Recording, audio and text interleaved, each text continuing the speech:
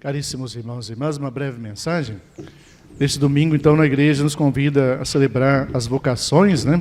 Aqui o sacramento do matrimônio, que é uma vocação, é um chamado de Deus, não é a pessoa, simplesmente a pessoa que escolhe, né? Ela vai descobrindo esse chamado de Deus, né, ao longo da sua vida, né? E é necessário a pessoa se preparar para essa vocação, porque essa vocação tem os seus desafios, né? Nós ouvimos na primeira leitura, no Evangelho de hoje, né, no finalzinho aqui, a profissão de fé dos apóstolos, né, eles dizendo ali, verdadeiramente tu és o Filho de Deus, né? Ou seja, essa identidade de Jesus, ele é verdadeiramente o Filho de Deus. A vocação de Jesus, ser o Filho de Deus, aqui significa que ele é o nosso Salvador, né? Ele, com a sua vida, com a sua paixão, sua morte e ressurreição, ele nos traz a salvação. Jesus sabia quem ele era, mas muitas vezes as pessoas não sabem quem Jesus é, né? Muitas pessoas iam a Jesus para só obter a cura de uma doença, resolver um problema, depois a pessoa se afastava de Jesus. Multidões ali estavam ali atrás de Jesus para receber alguma coisa de Jesus, mas não necessariamente para seguir Jesus. Diferente dos apóstolos, dos discípulos, né, que estavam seguindo ele, depois ele envia como apóstolos. Então, aqui no Evangelho, então Jesus despede aquela multidão, né? Depois todo mundo está saciado, agora vocês seguem o caminho vocês mesmos, né? E pede para os discípulos subirem no barco, na barca, e ir adiante, depois ele se encontrar com eles. E nós vimos então que Jesus se recolhe em oração. Ele também busca o Pai, né? Vai conversar com o Pai, né? Para poder entender a sua missão, agradecer, pedir força, compreensão, né? Buscar intimidade com o Pai. E passa a noite lá, está sozinho no deserto, à noite, não tem medo, ao contrário dos apóstolos que estão no barco, um monte de homens lá na barca, né? A barca que é o símbolo da igreja, né? E passa por tempestades, vem ventos fortes lá, ventos contrários, eles ficam com medo, aí aparece, para aumentar o medo deles, parece tipo um fantasma, né? Eles veem Jesus caminhando sobre a água, pensam que é um fantasma, e Jesus diz, sou eu mesmo, sou eu, né? Não tenhais medo, sou eu. Então aqui, ali Jesus, ele convida Pedro, né? Pedro fala, eu sei a verdade, então deixa eu andar na água também, né? É o líder, é o chefe dessa família que é a igreja, né? Pedro, então, Jesus fala, pode vir, venha. E na medida em que ele vai caminhando, tudo bem, mas quando ele desvia o olhar de Jesus, quando ele não deixa, ele deixa se levar pelas preocupações, pelo vento, aí ele vai afundando, né? Então, assim também acontece conosco quando a gente vai na missa, só assim, o olhar nosso não está em Jesus, né? A gente vai lá por causa do padre, ou deixa de ir por causa do padre, né? E aí não dá certo isso, né? Aí a gente afunda na nossa vida espiritual mesmo, né? Nós não podemos perder assim, o foco da nossa presença na vida da igreja. Nós estamos na igreja por causa de Jesus, porque ele é o caminho, a verdade e a vida, ele que nos conduz ao Pai. E aí, então, quando Pedro está no desespero lá, ele grita, né? Senhor, salva-me. Jesus está de prontidão lá, já estende a mão e salva. Assim é Jesus conosco, a nossa vida, quando a gente passa por tribulações também, mas se nós estamos assim confiantes, a gente pede a pessoa certa. Pedro poderia pedir ajuda para outros apóstolos lá, os amigos, companheiros deles, né? Ou vocês me ajudam, façam alguma coisa. Não, ele pediu para Jesus, salva-me. Jesus estendeu a mão e tirou ele daquela situação lá, né? Então aí a tempestade se acalma. A nossa vida, que nós vemos a primeira leitura também, todas as leituras hoje são vocacionais, né? A primeira leitura nós vimos ali o profeta Elias, né? O sofrimento dele, né? Ele, depois de ter derrotado lá os profetas de Baal, que lá no século VIII a.C., Elias, ele foi enviado a Israel, o povo de Israel, para libertar o povo da idolatria. A rainha Jezabel, o rei Acabe casou com Jezabel, uma mulher fenícia, né? E se tornou rainha. E ela trouxe também a sua cultura, culto a vários deuses, né? Então o deus Baal, que também é o deus das tempestades, dos trovões, da fertilidade, etc. E outros deuses lá.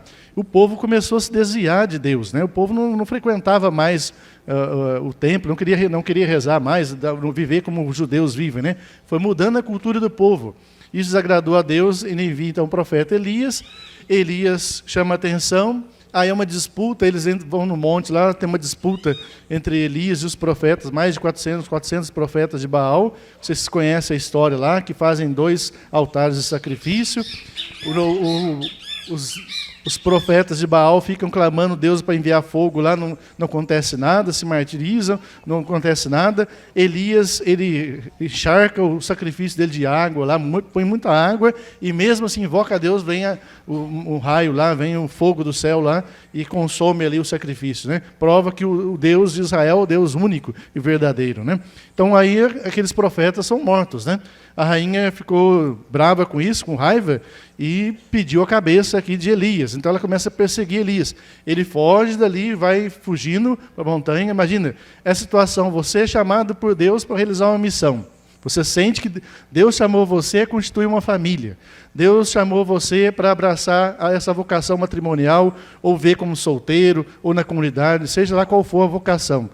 Por mais que você faça a vontade de Deus, né, isso não significa que você não vai ter problemas, perseguições, né? Então Elias estava sofrendo com isso.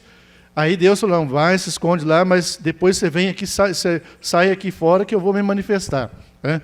E ele saiu, estava perto, estava numa caverna, né? E quando vem tempestade, vem terremoto, vem fogo, Deus não estava nisso, não apareceu ali, né? Mas se manifestou numa brisa leve, né? Uma leve brisa que apareceu por ali, Elias sentiu a presença de Deus, né?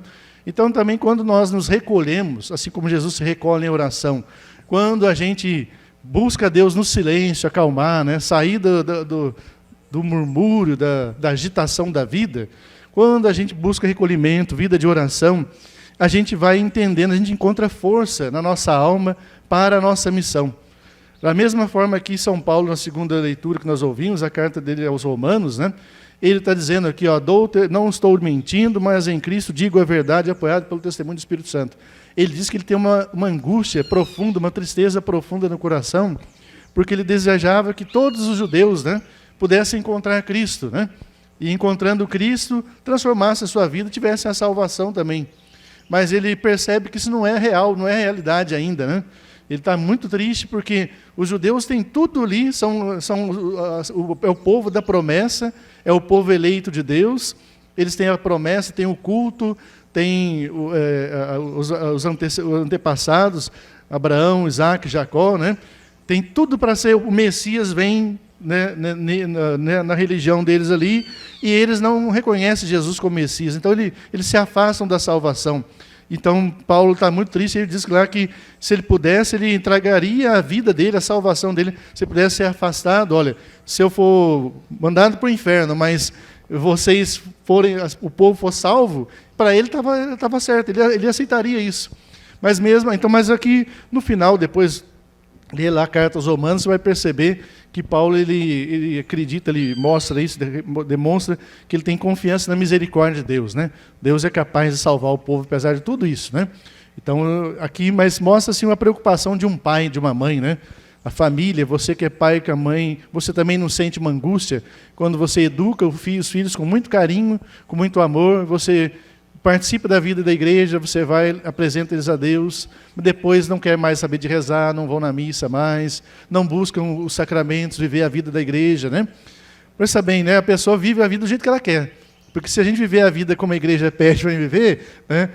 Lógico, vai incomodar. O mundo, a sociedade, se a gente for ver assim, aí você faz o seu discernimento, mas a vida na sociedade assim, parece que vão mostrando para nós coisas que são contrárias aos valores da fé, né? E às vezes até aos valores humanos, sei lá. Então a gente tem que... Há tanto sofrimento, há exclusões, mas assim, não é a gente levantar bandeira disso, daquilo que vai resolver o caso, né? Se a gente vivesse a nossa fé cristã, né?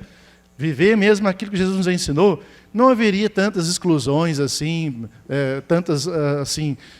preconceitos, tanta banalização da vida como existe hoje na sociedade como um todo, né? Então a gente precisa viver bem a nossa vocação, o batismo nosso, né? Nós tínhamos uma moça que estava por aqui, agora nem há pouco estava com a bandeira aqui da MUG, né? Aí está por aí. Tá ali. Isso, a MUG, né? Mocidade Unida da Glória, né? É isso aí, né? O Guilherme passou as informações, parece que vai ter uma feijoada para os pais hoje lá. Isso, né? Olha que bacana. Então, assim, ela está levantando uma bandeira ali, ela está segurando uma bandeira, né? Olha que interessante, uma pessoa que não tem vergonha, não tem, assim, medo de testemunhar, ela tem alegria ela acredita nessa causa lá na escola de samba, lá naquele grupo lá, né? É bonito isso aí.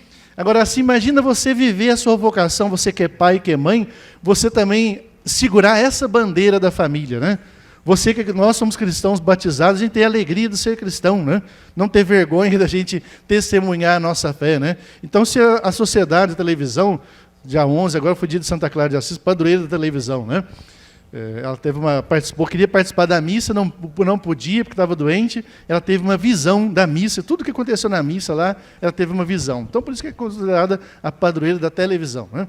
Então, assim, mas a televisão às vezes mostra coisas que vão contrário àquilo que o pai e a mãe desejaria para os filhos vivessem, né? Então tem que ter acompanhamento, né? A televisão pode passar coisas bacanas, interessantes, muito lá, mas muitas vezes desviam a gente do caminho de Deus. Então a gente tem que ter atenção com relação a isso, né? A família, ela é um dom de Deus. Não pode surgir de repente, assim, como diz o Padre Zezinho na canção, né? Tem que ter preparação, a gente tem que rezar pelas vocações, a gente tem que estar disposto também a enfrentar os desafios, os ventos contrários. Por isso, se a gente está na barca de Cristo, né? E Jesus está conosco lá, a tempestade se acalma, né? Importante a gente recorrer a Jesus, Ele é a pessoa certa, né? Salva-me, Senhor. Jesus está ali de prontidão, Ele vai nos ajudar, né? Mas, por isso vamos pedir a Deus que abençoe, ilumine aos pais, ilumine a cada um de nós, para que possamos assim viver bem a nossa vocação, seja ela qual for, especialmente os pais das famílias que passam por tantos problemas, tantos desafios, possam sempre ter a luz de Deus para guiar a sua vida. Que assim seja. Amém.